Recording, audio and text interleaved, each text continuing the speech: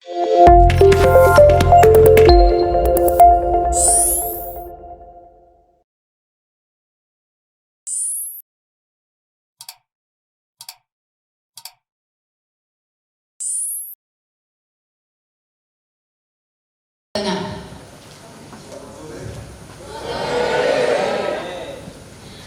ini materi kita berjudul Kesadaran Lingkungan Hidup, Manajemen Risiko, dan Kampus Sehat.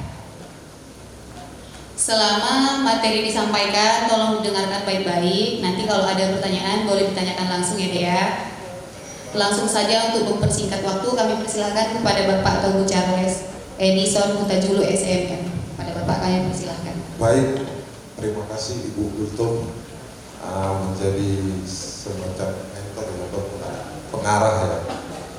Selamat sore adik kami sekalian. Sudah diperkenalkan tadi, saya menjabat Kepala Bidang Pengendalian Pencemaran dan Kerusakan Lingkungan Hidup pada Dinas Lingkungan Hidup Kabupaten Tapanuli Tengah. Saya diberi kesempatan oleh pimpinan karena saatnya Ibu Erniwati Batubara yang hadir selaku Kepala Dinas, tetapi saya ditugaskan karena beliau mendapat tugas yang jauh lebih penting mungkin. Saya pikir sudah berapa lama adik-adik kami ini berdiri? Sudah ada 1 jam? Duduk?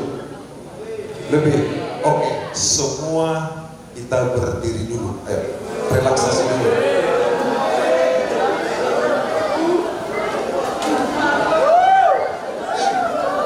Boleh stretching dulu, stretching. Bosan gerak-gerak kaki. Karena kalau sudah bengkak, apa yang mau kita sampaikan nanti kita tidak enak. Relaksasi dulu. Jangan tegang. Sekali bahaya. Semua kita harus rileks karena ini adalah pendidikan dan pelajaran. Puji syukur kepada Tuhan ada kampus STI yang bisa menampung adik-adik yang tidak harus jauh merantau. Dan kampus STI ini sudah cukup berpengalaman memberikan manusia-manusia unggul. Sudah agak tenang? Ayo direlaksasi, kasih waktu setengah menit lagi, jangan bosan, dan duduk terus. Tapi karena PPKMB, kalian harus paham apa yang diarahkan oleh para seniornya. Ayo, sudah bisa, tangan boleh digini-ginikan dulu. Ayo. Yang ngantuk dingantukkan, yang rileks dirilekskan. Tapi yang hanya 20 detik menguaplah. Sudah? Wajahnya agak segar. Tadi tegang-tegang sekali semua. Sudah ya? Oke, ayo kita mulai. Baik, silakan duduk.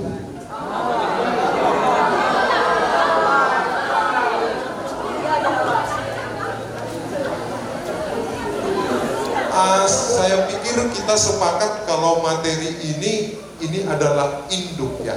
Nanti boleh diminta atau diseret ke panitia, tetapi tetap kita mengacu kepada ini. Sebelum kita memulai materi, saya mau kasih pertanyaan. Siapa yang tahu golongan darah nyamuk? Ada yang tahu? Golongan darah nyamuk. Jangan tegang sekali, ayo senyum dulu, semua harus nampak senyum.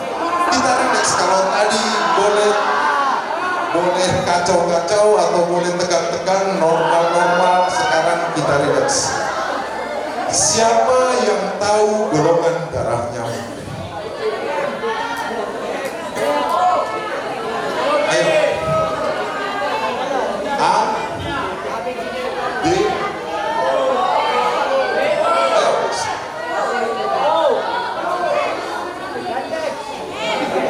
golongan darah O.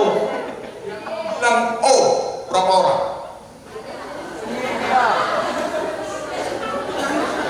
Golongan darah ada 4 ya. A, B, E. Yang B siapa? Ya. Siapa yang tidak tahu golongan darahnya apa?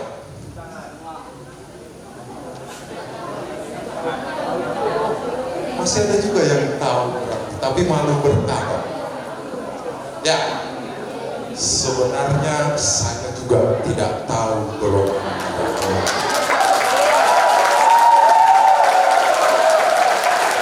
Bagi yang menjawab tahu tadi, berarti dia luar biasa. Hal-hal seperti itulah yang sering terjadi di kehidupan kita sehari-hari. Apa itu?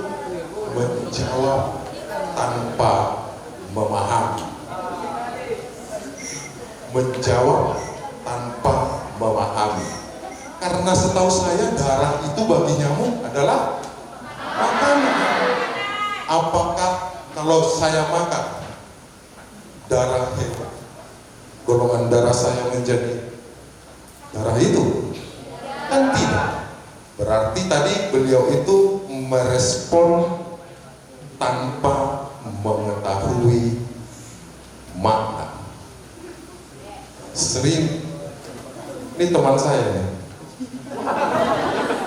sering kita terjadi pemahaman yang seperti itu. Kenapa itu kita angkat? Anda, adik-adik kami sudah menjadi mahasiswa. Sejak memasuki kampus sudah naik satu level pendidikan berkategori pendidikan tinggi.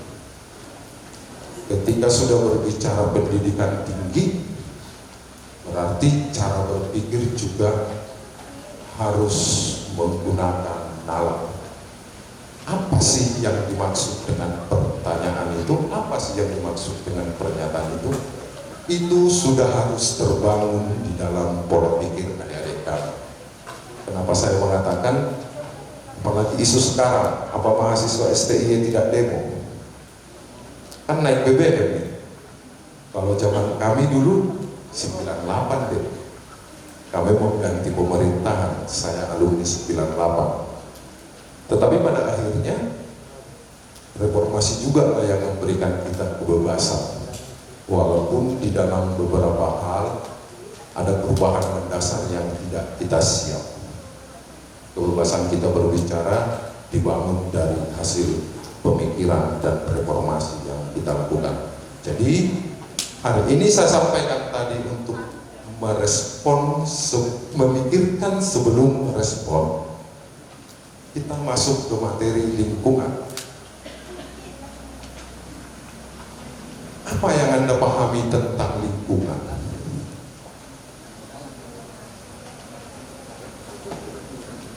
Ayo, coba.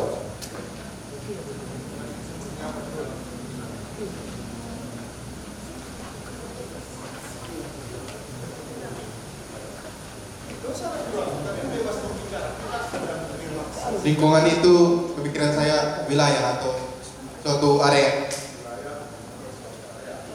Ada lagi yang lain pendapat yang itu jelas. Kesatuan ruang, benda, daya, keadaan di mana interaksi bersama ada di dalamnya. Apa yang patut kita jaga dengan lingkungan? Anda pasti akan berpikir lingkungan itu sampah, dan sampah, ya. Bau di sana terganggu lingkungan. Dekat pabrik getah, mengolah pabrik getah, bau sekali, lingkungan rusak. Tidak. Saya ingin sampaikan kepada adik-adik sekalian bahwa lingkungan tetap apapun yang Anda lakukan, lingkungan akan tetap memulihkan dirinya sendiri, sebab dia punya daya dukung, dia punya daya pulih, dia punya daya keseimbangan. Persoalan, kenapa kita harus menjaga lingkungan? Karena ketika lingkungan melakukan perubahan untuk keseimbangannya, ya, untuk keseimbangannya, dia tidak mengenal siapa korbannya. Paham ya? Ketika lingkungan ingin mencapai keseimbangannya, dia tidak mengenal siapa korbannya. Pernah dengar runtuhan sampah di Bandung? Siapa yang pernah tahu terjadi longsoran sampah, timbunan sampah yang menggunung di Bandung, mengorbankan sampai ratusan jiwa, tenggelam kampung? Boleh nanti di searching ya, apa yang terjadi dengan itu. Nah, untuk mencapai keseimbangan itu, dia butuh proses. Adik-adik kami sekalian, kami harapkan adalah bagian dari yang memperlambat proses itu. Apa caranya? Apa caranya? Ya mengurangi beban lingkungan itu sendiri ya. Mengurangi beban lingkungan itu sendiri. Bagaimana caranya? Siapa yang ayo? Ada yang mengurangi daur ulang, mas, pengurangan pemakaian plastik? Bukan. Untuk memperlambat keseimbangan alam itu. Atau kalaupun alam itu harus mencari keseimbangannya, dia tidak menimbulkan dampak yang luar biasa. Tebang pilih nanti KPK lagi ya, tampak koruptor, tebang pilih gitu ya. Ya, tebang pilih juga artinya banyak hal yang kita lakukan. Untuk mengurangi beban itu, saya pertama ingin sampaikan kepada adik-adik, beban terbesar lingkungan kita adalah hasil produksi kita. Apa itu? Mulai dari plastik kemasan. Statistik mengatakan jumlah per ton sampah yang ada di TPA. Tahukah adik-adik? 68% plastik. 38% itu dari 68 plastik yang dihasilkan dari rumah. Apa itu? Jual beli. Ayo, siapa yang kalau belanja pasti plastiknya? Saya sudah mulai mengurangi plastik. Kalau beli 2 biji, gak usah pakai plastik.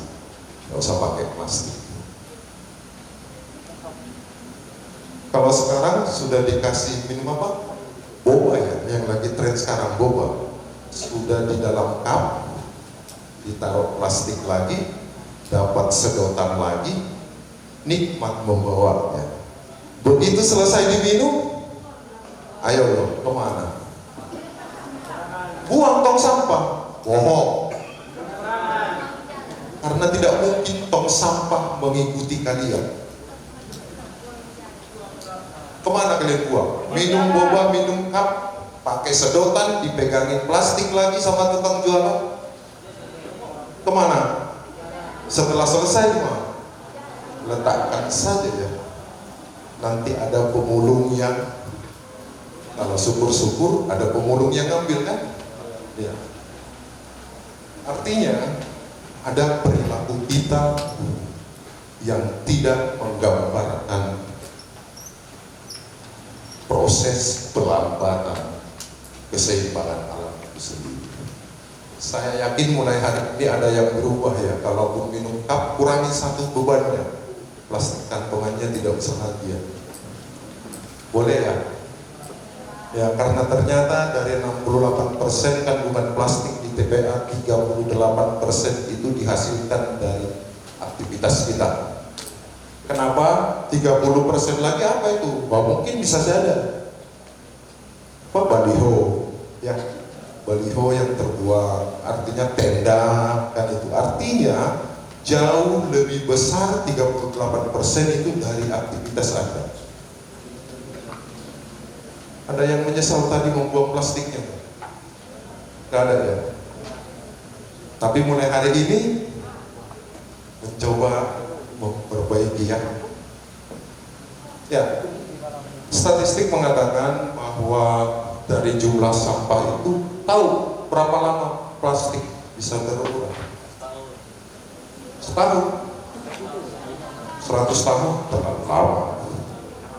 Ya, jadi perkirakan untuk plastik tebal yang kayak kantongan yang biasa kalian pakai itu diperkirakan kurang lebih 46 tahun.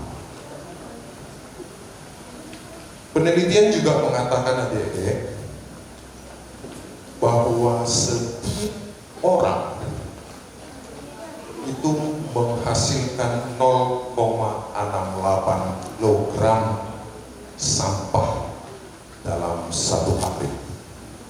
Kalau di sini berapa jumlah? Masih sekarang 200 lebih dikali 0,68